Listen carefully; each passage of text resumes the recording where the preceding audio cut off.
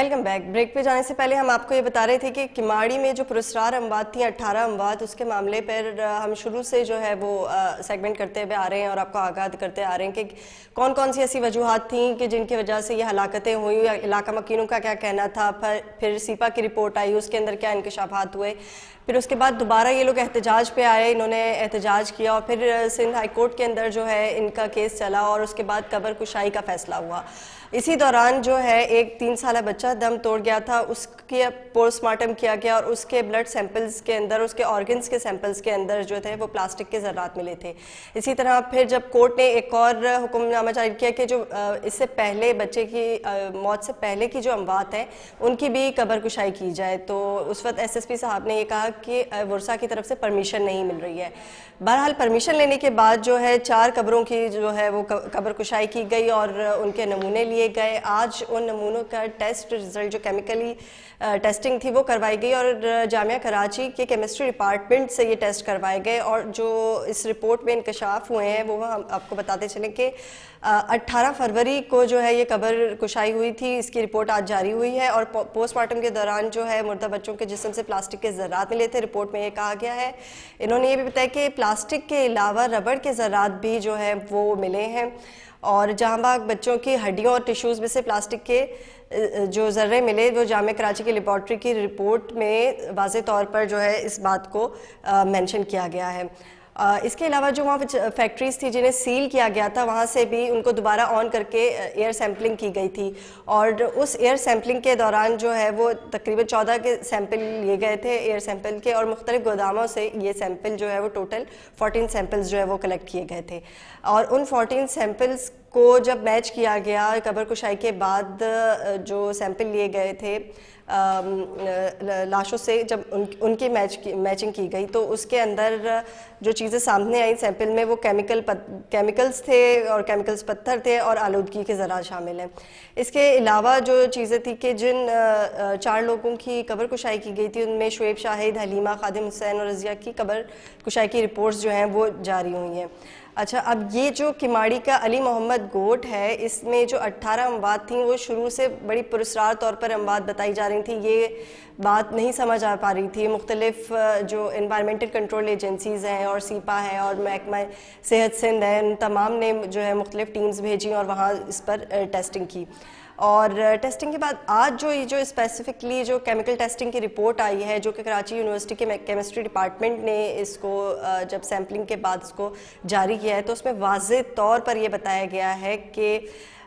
जो हमने सैंपल्स लिए थे, यानी कि जो वहाँ पे टीम ने, रिसर्च टीम ने जाके जो सैंपल कलेक्ट किए थे उनमें नाखून, बालों का सैंपल शामिल था और हड्डियों का सैंपल शामिल था और उन हड्डियों के अंदर जो है रबड़ और प्लास्टिक के जो है वो ज़रात मिले हैं। बहरहाल ये तो अपडेट थी कि जो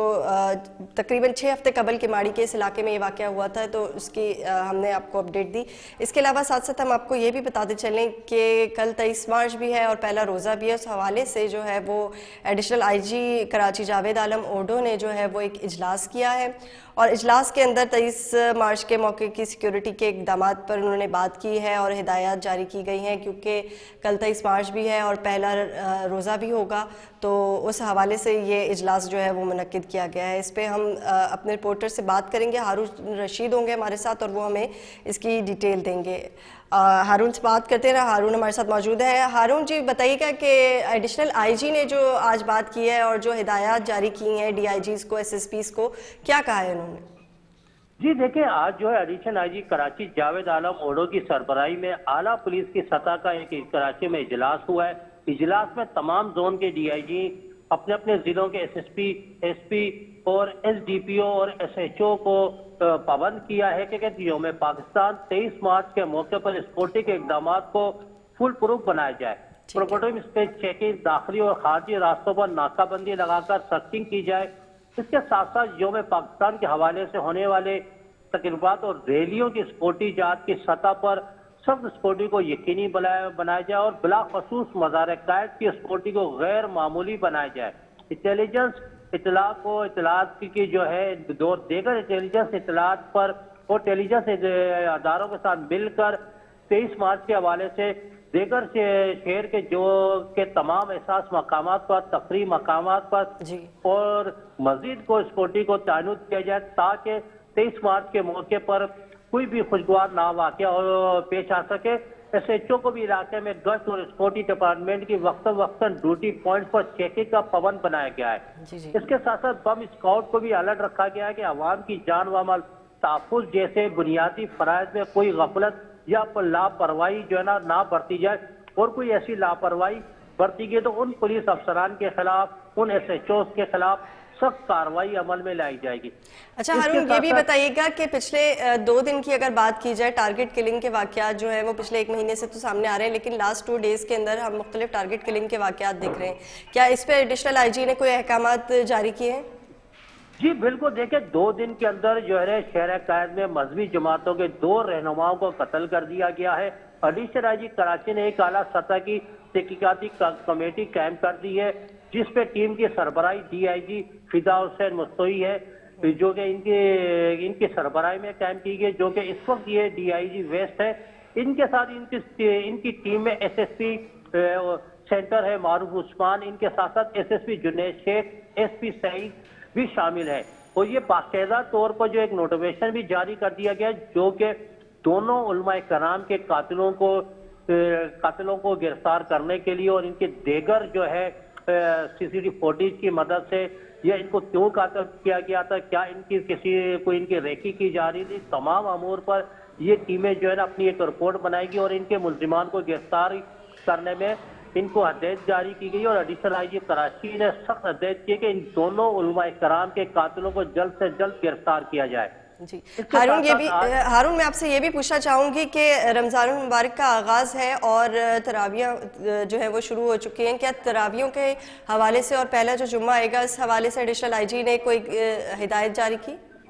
जी बिल्कुल, देखिए रमजान मुबारक के आगाज उसके दिन की मुनासबत से तमाम मरकजी मसाजिद, मदरसे, इमाम बारगाह, खुले मकामात, मज़ारात व दीगर मकामात को सिक्योरिटी को high alert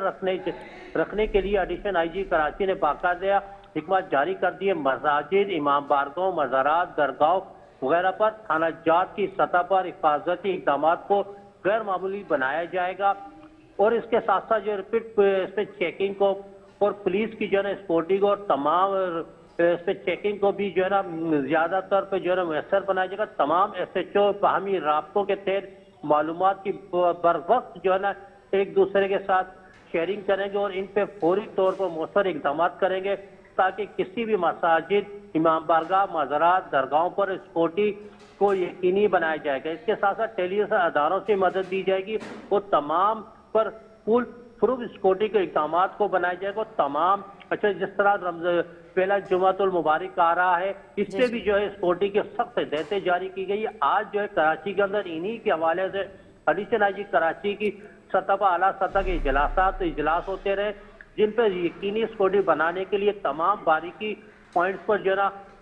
additional IG Karachi को तमाम DIGs ने जो है वो ब्रीफिंग दी है, और SSP ने भी इन पे अपने इलाकों में सिक्योरिटी के हवाले से पूरी ब्रीफिंग दी कि किस तरह सिक्योरिटी को यकीनी बनाया जाएगा। जी बहुत शुक्रिया हारून रशीद आपका कि आपने हमें तफसीलात से आगाह किया। जैसे कि हारून बता रहे थे कि तरावियों के लिए भी स्पेशली हिदायत जारी की गई है कि उसकी सिक्योरिटी को भी फुल प्रूफ बनाया जाए, और पहला जुम्मा जब आएगा उसकी सिक्योरिटी के लिए भी, और उसके अलावा कल 23 मार्च के हवाले से जितनी भी तकरीबात होंगी उसकी सिक्योरिटी के हवाले से IG सिंध ने बड़े सख्त इकदाम जो हैं वो करने के लिए कहा है, और उसके लिए हिदायत जारी की है तमाम DIGs को, SSPs को और मुताल्लिका जो थानों के SHOs को। आज के प्रोग्राम में बस इतना ही। इसी के साथ मुझे और कराची टुडे की टीम को दीजिएगा इजाज़त। अल्लाह हाफ़िज़।